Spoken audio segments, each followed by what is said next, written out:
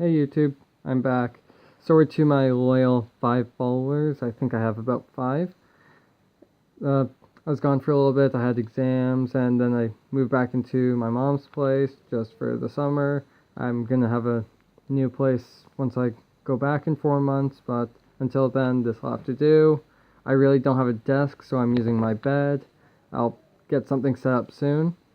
So anyway, this is going to be my review on the Mefferts Pocket Cube. Now, I have the 4-color version because 1, 2, 3, and then this counts as 4. Although technically it's more like the 3-color version. There is a 2-color version, and these are red stickers instead of purple. I don't know why they use different sets of stickers. And these are like a silverish gold. I can't really remember. You know, you don't actually have to have any stickers on the 2-color version. This one only needs stickers here, but it's done for aesthetics. This has a logo from both Mefferts and Justin. I can't pronounce his last name, but I'll be sure to leave it in the comments. It's got protective, well, it's got a little bit of protective coating, but I'm pretty sure with these most stickers, if I just take it off, it's not going to stick on like a couple of the old logos used to be. I think they still have the new ones like that, but I'm kind of going off on tangents. Now, it's called the Pocket Cube, much like the nickname for the 2x2 Rubik's Cube, the Pocket Cube, which most people don't refer to at all, but if you Google Pocket Cube, that's what comes up, and this. Now, it's actually not really a 2x2 or anything close to it, although it looks just like it. It's really a bandaged 3x3, but it's hidden because the pieces are built out more, so it looks like a 2x2. So if you actually look at this, this is a 3x3 with the proper bandaging, but I didn't actually bandage the pieces, I just set it apart. So these pieces right here represent this open pieces, so these would actually be able to be moved.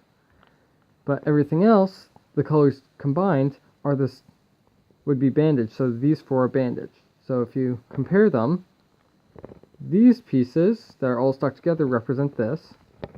These 2 represent this. These 4 represent this. These 2 represent this. Sorry if you can't see that. These 4 represent this. These 2 represent this. And this one corner actually represents this one corner. So this is the only piece, aside from these, that aren't actually bandaged. Now, this cube is a little bit more confusing and hard to see because everything's hidden away. But it is technically, if you get past that, simpler, because on this cube, you'll see that these, and these can be interchanged, and this one I'm pretty sure you can also interchange them if, yeah, as you can see, that's actually in the exact same spot as this one was. It would be the same as if I were to do that. Of course, bandaging would get in the way. But also, this one would actually, if I actually made a bandage cube, sorry I don't have the actual one, this would have to be a certain way. This would have to be a certain way. This corner would have to be oriented a certain way. But on this, you don't have that problem. It just has to be in the proper place. So, what I just like to do, when I solve it, I like to get this logo right here, just so I can have the logos together. Now, what's interesting about this is how it bandages. Because this piece, and this piece are centers, much like how these 3 pieces have centers. When you're turning this, like, when it's in this state, any axes of this cube, except for these ones, are open, and you can turn them. I'm just going to move that aside.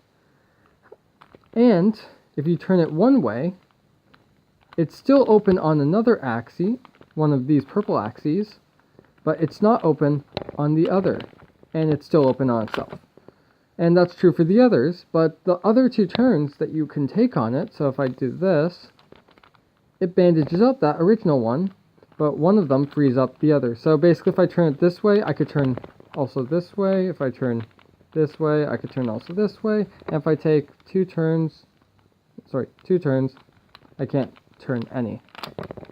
And that's true for this one and this one. Now what's kind of cool is you could get some interesting shape shifting just because of how the puzzle is built, and you could move pieces out, and although realistically this is only a couple moves in, it looks scrambled already except for this patch.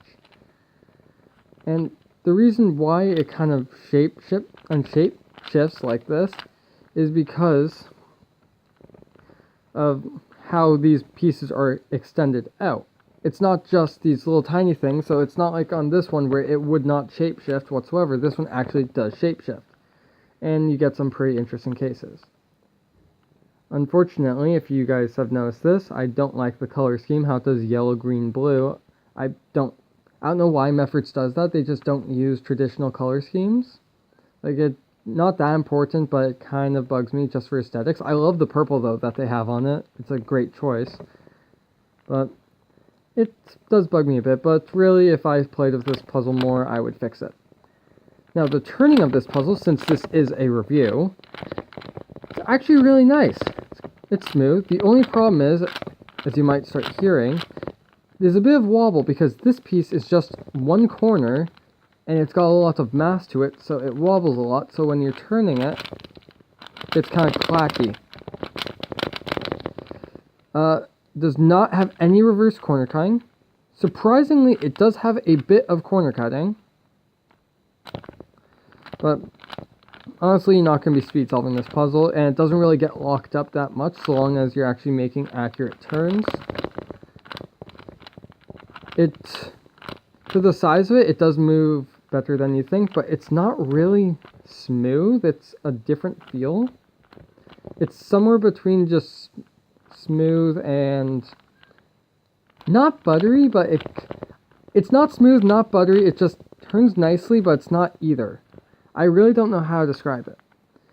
Now, typically with my videos, what I like to do is recommend puzzles or not, and this puzzle I do not recommend just because I don't like bandaging puzzles. The only puzzle the only just bandage puzzle I have is I made a 4x4 AI cube, which feel free to ask me and I'll review it or showcase it.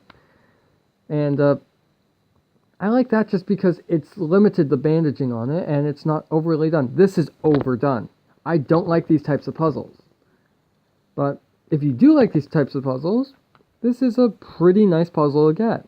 I would recommend that. It's just, if you're like me and you don't like bandaging puzzles, don't get this puzzle.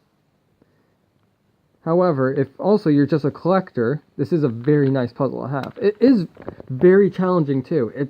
To solve this took me 4 or 5 days. It was very tough to do, pretty hard to do. It went very slowly, but it's mostly because you're trying to move the puzzle, and at certain points you just can't move anything, and you're trying to figure out what can move and how you can make those pieces move. And sorry, I'm moving it out of frame, but yeah, it does get a little bit irritating. But if you like bandaging puzzles, it's a very fun puzzle. Otherwise, it's not for you. So that's my review. Like, comment, subscribe, or do none of the above, or do all of the above. I'm not the boss of you. But I would appreciate it if you liked, commented, and subscribed.